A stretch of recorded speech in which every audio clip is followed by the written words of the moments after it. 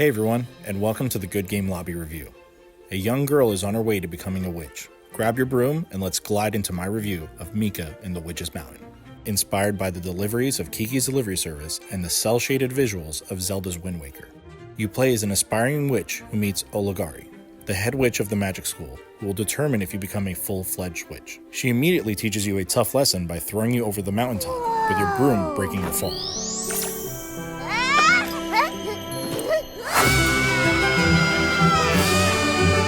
Now stranded at the bottom of the mountain with a broken broom, you must seek help. You meet Allegra, who fixes your broom just enough to be manageable. The town's previous delivery person is missing, so you begin delivering packages to earn money to upgrade your broom and make your way back to the top of the mountain. As you explore the small island, you'll meet townspeople, deliver packages, and learn about the history of this magical place. You'll spend most of the game gliding around on your broom, only hopping off to deliver a package or grab a collectible item. It's an open-world adventure, so if you see an area you can glide to, you can explore it. You start delivering packages for Gref, a pompous dork who's convinced you're ill-prepared, treating you closely to how the head witch did at the start. Your deliveries range from ice cream, seaweed, kites, bills, money, or lunches. Each item has icons displaying if it's fragile or cannot touch water. Based on the quality of your delivery, you receive a rating, with each item having a minor health bar. You can hold B to destroy the product and return to where you started to try again if you want a better rating. Collectibles are scattered around the island. You turn in the collectibles for new outfits or charms for your outfits. The more deliveries you make, the better upgrades you get for your broom, giving you a speed boost, more time gliding around, and how many items you can carry, maxing out at about 4. The island has these wind pockets that push you forward or lift you up higher, helping you get around quicker. You press Y to bounce as you get closer to the ground, preventing you from destroying a delivery. You discover orbs placed around the island to unlock stone openings that use the wind to launch you into the sky, allowing you to reach higher areas. Honestly, without these wind pockets, the game might get a bit boring due to the slow gliding pace. The more you navigate around the island, the faster and faster you get to your destination, utilizing these air pockets. At first, you'll frequently check your map to see if you're nearing your destination, but for some reason the menu button always defaults to the settings instead of your map. It's a bit frustrating to open the menu and have to search for the map each time, but this could be something they fix in an update. It was odd that sometimes it would alternate between the map or settings regardless of what I had selected last. A minor inconvenience. I want to touch on the visuals and the soundtrack. When Zelda's Wind Waker was released in 2003, many fans were upset by the cel-shaded visual style, which gave the game a more childish look. However, in hindsight, it's now one of the most requested Zelda remasters by fans. The visual style still holds up today, and it has influenced many games such as Oceanhorn, Little Gator Game, Tunic, and a game coming to Kickstarter that you should check out called Humblets. The style of the old world statues, the wind machines, and temple-like areas almost looks like they're straight out of Wind Waker, just with a 4K texture. The NPCs in the game are at times inspired by the Studio Ghibli films, but Mika establishes its own identity with the interesting characters you meet and their dialogue. The sound effects are what you would expect from a game like this, and the soundtrack leaves a little bit more to be desired.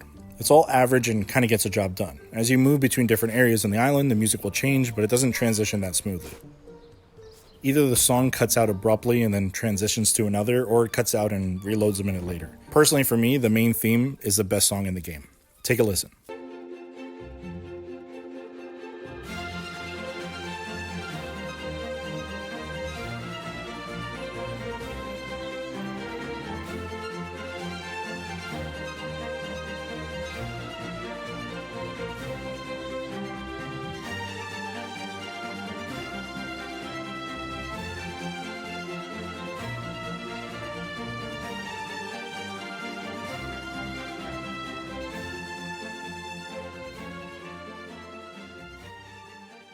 It took me 3.5 hours to roll credits. The full game has a few collectibles and side quests to complete, which I started to complete on my second playthrough.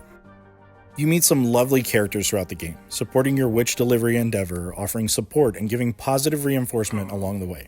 Where the nice characters seem overly polite, it's the opposite for the meaner characters. They are straight up rude, sometimes without any provocation. It comes from somewhere very odd and doesn't feel as fleshed out as the nicer characters, because Mika is adorable and it comes off way too mean. You subtly help two characters spark a romantic storyline that only hints at something just beginning. You also help a father and son bond over a loss they both recently went through, and a mother and son come together for the good of their family's business. It's truly adorable. Before we go into my final thoughts on the game, I wanted to go through a few details. Mika and the Witch's Mountain was one of the biggest gaming Kickstarter projects, reaching an astounding 3,250% of its original goal, with over 24,000 backers and $1.4 million. The original launch date was set for October 2023 from what I can see, but the game eventually launched this summer, August 2024, which is not uncommon with crowdfunding campaigns. Oddly enough though, the game was released on Steam in early access.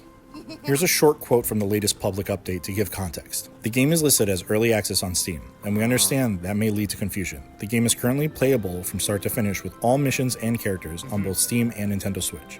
However, we have decided to do a pre-release on early access to add several content patches in the coming months, and also some of the community feedback we've received, are receiving, and will receive in the coming weeks. Even with that explanation, I don't understand why it's in early access. If a game is complete, then it's complete. If you're adding something afterward, then it's DLC or a quality of life update. But from the long list of proposed updates like petting animals and companions, new side quests, new broom tricks, churro, express minigame, fishing minigame, new cosmetics and collectibles, more languages, and dungeons, that to me doesn't sound like a finished game.